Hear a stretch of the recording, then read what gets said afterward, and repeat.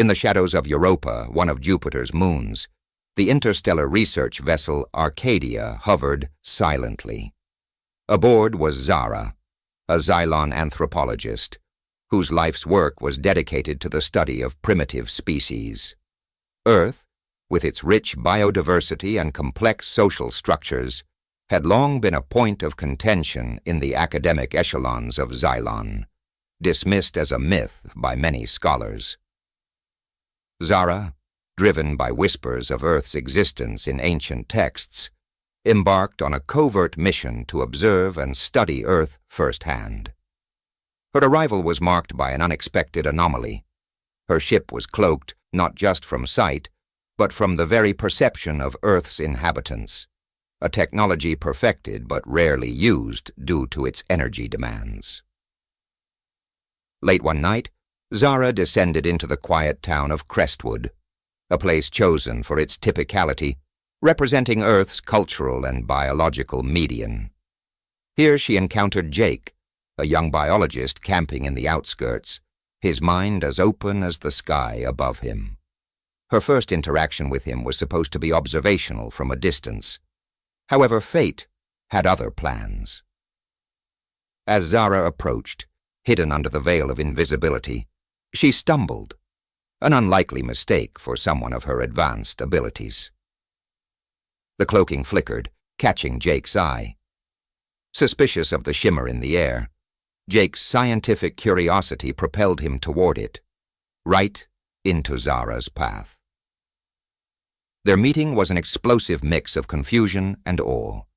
Jake, ever the scientist, was intrigued rather than frightened. He insisted on communication, on learning about her, her world, her purpose.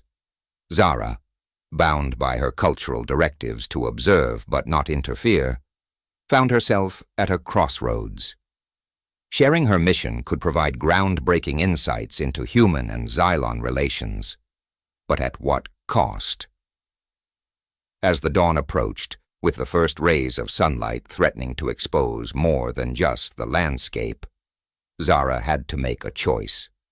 Her training urged her to retreat, but Jake's earnest questions and his promise of secrecy and understanding made her pause. What harm could there be in just one conversation? She rationalized. Little did she know, this decision would unravel everything she knew about Earth, about humans, and about the very essence of her own beliefs. As the sun painted the sky with the first light of dawn, Zara and Jake found shelter in an abandoned observatory, a fitting place for a meeting that bridged two worlds. Here Zara, compelled by Jake's genuine interest, began to share the secrets of Xylonian technology and culture. She explained how her people viewed Earth as a myth, a place of legends in the vast tapestry of the cosmos. Jake listened, his mind racing with questions about interstellar travel, alien societies, and the possibility of other habitable worlds. In exchange, he offered insights into human achievements and failures, painting a picture of Earth's rich history and its relentless pursuit of knowledge and exploration. Their dialogue deepened, touching on philosophical questions about existence and the universe. Zara was particularly struck by the human concept of love, a complex emotional construct that had no equivalent in her own species' experiences.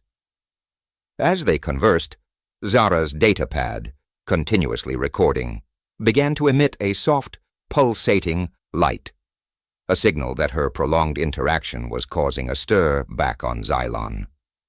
The device was designed to monitor her exposure to foreign ideologies, ensuring that she remained detached, an observer rather than a participant. Realizing the implications of their deepening interaction, Zara faced a dilemma.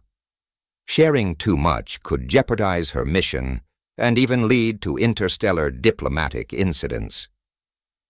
Yet the connection forming between her and Jake was unlike anything she had documented in her extensive travels.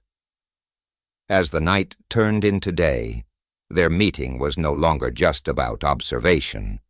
It was a pivotal moment that could redefine the boundaries between two vastly different species. The serene environment of the observatory couldn't shield Zara and Jake from the realities pressing from outside.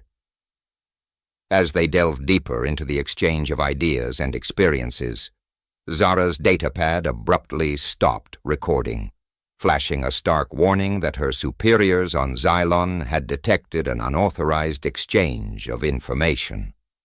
Caught between her duty and her newfound connection to Jake, Zara was forced to confront the possible consequences of her actions, not only for herself, but also for Earth. Jake, understanding the gravity of the situation, proposed a radical idea: to temporarily disable the datapad so they could continue their dialogue undetected. Their decision to go ahead with the plan marked a pivotal turn in their relationship, as it required mutual trust and cooperation. They worked together, Jake's knowledge of earthly tech mingling with Zara's advanced Xylonian systems, creating a brief digital blackout that shielded their continued interaction from prying eyes across the stars.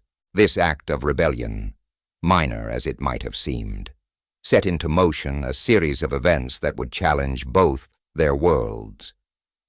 Unbeknownst to them, a tracking signal hidden within the datapad had alerted a Xylonian scout ship, now en route to Earth to retrieve Zara and assess the extent of her indiscretion. As the day waned, the two shared a moment of peace, unaware of the approaching storm that their newfound alliance had inadvertently summoned. The calm of the observatory was shattered by the sudden stark vibrations of an approaching spacecraft. Zara and Jake, deep in their work, looked up in alarm as the silhouette of a Xylonian scout ship appeared against the backdrop of the setting sun. The arrival of her people was far sooner than Zara had anticipated, and it signaled a swift and serious response to her actions. As the ship landed, Zara faced a torrent of emotions: fear for what might happen to Jake, and sorrow over the potential end of their unique connection, mingled with a defiant resolve. She had begun to see value in the human way of life, in the messiness of emotions and the richness they brought to existence. Jake, determined not to be a passive bystander, stood by Zara. Together they confronted the Xylonian retrieval team, a group of cold, efficient agents, their expressions unreadable beneath their sleek helmets. Zara, taking the lead, tried to reason with them, arguing the scientific merit of what she had learned about humanity. The team was unmoved, their orders clear. However, as they prepared to take Zara back, a high-ranking officer paused, intrigued by the impassioned plea from Jake. He offered them a deal. Zara could stay to complete her research under strict supervision, but she would need to prove that the information she gathered could benefit Xylon without compromising their principles or security. Reluctantly, Zara agreed, realizing this was the only way to remain with Jake and continue her exploration of Earth.